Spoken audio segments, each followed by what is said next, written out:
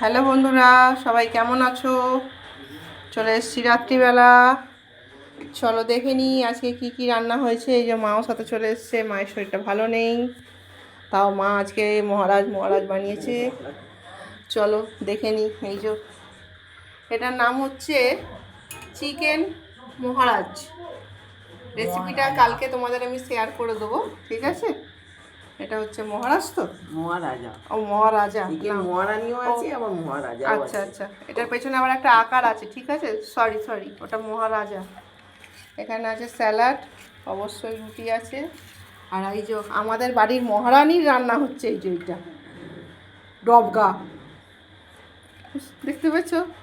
পটল, কুমড়ো, আলু সব দিয়ে একদম, মানে তেলও দেয় কিনা আমার সন্দেহ আছে, সব দিয়ে জল দিয়ে আর বসিয়ে দেয়, নুন দিয়ে অবশ্যই।